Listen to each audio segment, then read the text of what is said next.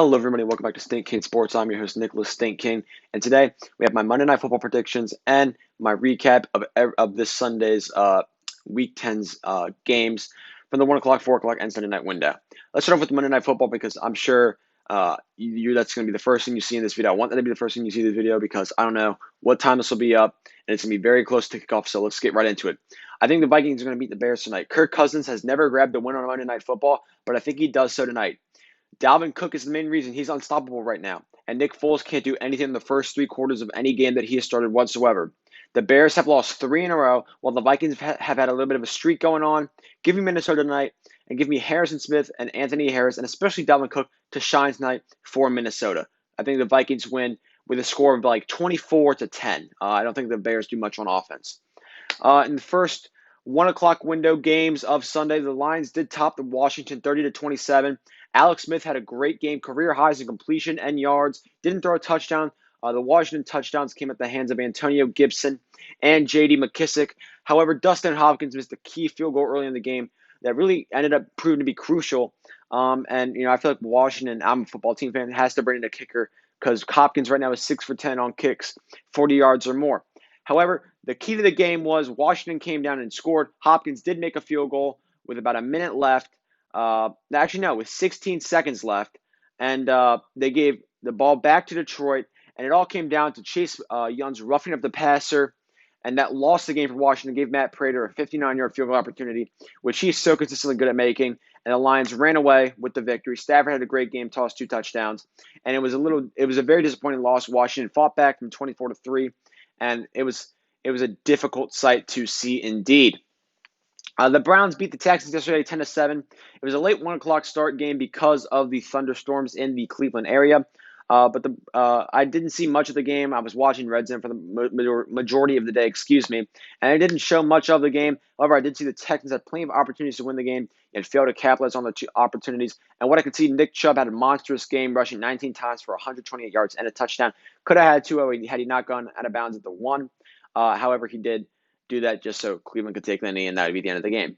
The Packers outlast the Jags 24-20 in a game that was much closer than it should have been. The Packers held on against the second worst team in the league, who was led by a backup quarterback, Jake Luton, who tossed 1 touchdown and 1 interception. Aaron Rodgers also did toss a pick, but he had a pair of touchdowns to outweigh that, and it was enough for the win. Marquez Valdes-Scantling also had a monstrous game. He had 149 receiving yards and a touchdown on 4 receptions, and the Packers improved to 7-2, and they now move to the number 1 spot in the NFC. The Giants beat the Eagles yesterday 27-17 to move closer to the top spot in the NFC East. Listen, the NFC East sucks, but it was a rather boring game yesterday where the touchdowns weren't really scored in exciting plays. They were all rushing plays. The majority of them come from close range, except for the Daniel Jones and Boston Scott rushes. 2 for the Giants were by Wayne Gallman, the other one by Daniel Jones, as I just said, and 1 touchdown from Boston Scott, which was a 50-plus yard touchdown run, and 1 for Corey Clement, which came from the 1-yard line. And the Giants' defense did enough to outweigh the horrible Eagles' offense, and now the Giants are looking like they're in a good position to win the NFC East. The Bucs bounced back yesterday to crush the Panthers 46-23. In a game that was close in the first half, it ended 17-17. The Buccaneers exploded in the second half. Brady tossed 3 touchdowns and ran for 1, while Ronald Jones had a monstrous game, rushing for 192 yards and a touchdown, which a large chunk of that was picked up on a 98-yard touchdown run. The defense locked up in the second half. Brady dominated, and the Bucs improved to 7-3 and are right behind the Saints, who just lost Drew Brees for a couple weeks. We're going to get to that in a bit. The Raiders absolutely killed the Broncos. It was never close, 37-12. And listen, there wasn't a ton to go over in this game.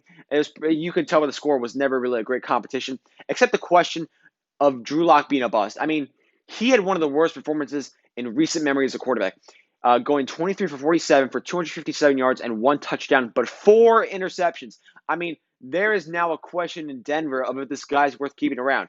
This guy now has 10 interceptions in 7 games this year. He has a quarterback rating of 36.4, which is 30th in the league. I mean, he's atrocious. He's playing like a joke, and he has weapons. He has Judy, he has Fant, he has Melvin Gordon, Phillip Lindsay. I mean, he should be doing far better on the offensive side of the football than he's doing. He was so highly excited to watch and regarded about going into this year, and he's just really dropping ball hard. He's looking like a joke, to be straight up. Other than that, though, Josh Jacobs continued to dominate with 21 carries for a buck 12 and 2 touchdowns, and the Raiders continue to climb up in the AFC and are continuing to hold on to that wild card spot. The Dolphins beat the Chargers 29-21 yesterday in the battle of the two top 10 quarterback selections.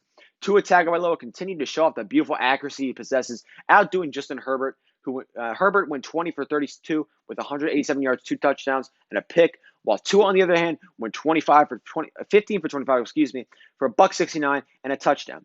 Tua is just looking very good. He's doing what he needs to do on the offensive side of the football, making some smart passes. Hasn't thrown a pick yet. He's playing very, very well. The defense continued to dominate for the Dolphins, and Brian Flores, who is my front runner for Coach of the Year, has his team in a position to win the AFC East. The Dolphins are now 6-3. They made it close against the Bills earlier in the year. It was a 31-28 game, and now the Bills fall to 7-3 on a miraculous catch, which we're going to get to right now. The Cardinals beat the Bills on a miraculous last-second catch by DeAndre Hopkins. The final score was 32-20, but wow, the best receiver in the league. I've said that for a couple years now. Now there's no doubt. Bill O'Brien, now the stupidest man on earth. Now there's no doubt. In triple coverage, DeAndre Hopkins went up and wrestled down a Kyler Murray prayer with 1 second left in order to secure a victory against the now 7-3 Buffalo Bills. However, not many people were talking about the beautiful Josh Allen drive that led to the Bills getting the lead in the final seconds, in the final minute. He capped it off with a beautiful touchdown pass to Stephon Diggs, who burnt Patrick Peterson, who, by the way, needs to step it up. The Cardinals defense needs to step it up. They're not doing their job. Cardinals should have a much better record right now if their defense didn't absolutely suck like a JV middle school, like a JV team. They're not very good at all. They need to step it up. They need to make some moves, pick some people up. I don't know. Just do something to help Kyler and the offense out. Allen Murray didn't have Allen didn't have a great game overall. He had 2 interceptions. Kyler had 1. However, Murray did have 2 rushing touchdowns and 1 passing. Allen did have 2 passing touchdowns and a receiving, ironically. In my opinion, Kyler Murray is now one of the front runners for MVP, and the Cardinals may be the most fun team to watch in football. I love watching Kyler Murray. I think he's so exciting. He's so difficult to game plan against. DeAndre Hopkins, I've loved watching for the past couple of years. Last season he had more tackles than drops. He's an absolute freak of nature. They're so much fun to watch. Kenyon Drake, when he's alive. He's so fast. And then we have Larry Fitzgerald, who's, old glory. He's an absolute freak. He has the best hands, arguably, we've ever seen. So, the Cardinals are fun, but the defense needs to step it up. And I'm excited to see the Thursday night game against the Seahawks and what is a must-win game for the Seahawks after they lost against the Rams 23-16. And a lot of lower scoring game than I anticipated. Russell Wilson continued to struggle, making 2 stupid interceptions and dropping to third in the division after the loss on Sunday. His name has been virtually erased from the MVP discussion as of right now, but right now he's not concerned about that. He's concerned about getting the Seahawks into the playoffs. They've dropped 3 of their last 4. They're not looking pretty whatsoever, and the Seahawks need a win against the first-place Cardinals on Thursday night. They desperately need it. But alas, there was no pass touchdowns in yesterday's game, ironically. Where Malcolm Brown for the Rams did have 2 rushing touchdowns. Darrell Henderson had 1, and Alex Collins had a rushing touchdown for the Seahawks.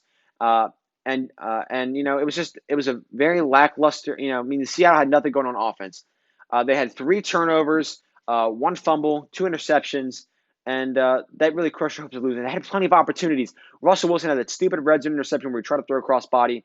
That was so frustrating to watch, especially considering he's my favorite player. The Seahawks really shot themselves in the foot. And unlike previous weeks, the offense lost this game, and the defense did their job, and the Rams did enough to win. They now move into second place in the division and are looking like they're going to cruise into the playoffs. The Saints beat the 49ers 27-13 in a predictable game. The Saints came out and played well. Nick Mullins of the 49ers tossed 2 interceptions, while Drew Brees was unfortunately injured in the second quarter and missed the entire second half. It was just recently announced that he suffered from a fractured ribs and a collapsed lung. And the optimistic return of Drew Brees is 2 to 3 weeks. However, the more realistic and worst case scenario is that he will return in time for the playoffs at the end of the regular season. All in all, Jameis Winston is not a horrible backup. He does love to throw the ball to both teams, but Alvin Kamara, who had 3 touchdowns yesterday, is going to need to carry this offense even more. All in all, though, good win for the Saints. Their defense is stepping up. They're starting to click more, and I like what they're doing. They're 7-3, and the Saints are on a roll. The Steelers crushed the Bengals 36-10. I personally expected this game to be a little bit closer, kind of like the Cowboys game, but the Steelers came out quick and never gave the Bengals a chance. I mean, Roethlisberger played great, throwing 27 for 46 for 333 yards and 4 touchdowns, spreading the ball around beautifully to Deontay Johnson, who was the Steelers' leading receiver yesterday with 116 yards and a touchdown, to Chase Claypool and Juju Smith-Schuster. I mean, the defense did a phenomenal job, forcing 2 fumbles and leading the Steelers into a 9-0 start, and was going to probably be a 10-0 start guaranteed as they go up against the Jaguars next Sunday. And in the Sunday night game, the Patriots upset the Ravens 23-17, in a game I didn't expect to be even relatively close at all. I thought the Ravens were going to absolutely mop the floor with the Patriots. Damian Harris and the Patriots defense did an awesome job yesterday against the Ravens. Harris rushed 22 times for a $121, and the defense limited Lamar and forced 1 interception. And as well, they slowed the run game down tremendously. Really limited Mark Ingram and J.K. Dobbins and Gus Edwards, the 3-headed dog backs of the Ravens. And they really took control of the game early. Cam did his job, only throwing 17 times. They're really learning to limit him, completing 13 for a $118 and a touchdown, and that was enough to give the Patriots the edge.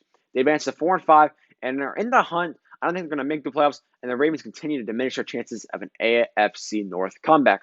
That's all I have for you today, folks. If you did like the video, please consider liking and subscribing. Turn that notification bell on. And I'll be back tomorrow with my Monday night review, my power rankings, and some more stuff. So maybe some NBA news. Ironically, Chris Paul is rumored to be going to the Suns. So I'll talk to you tomorrow, and I'm out. Peace.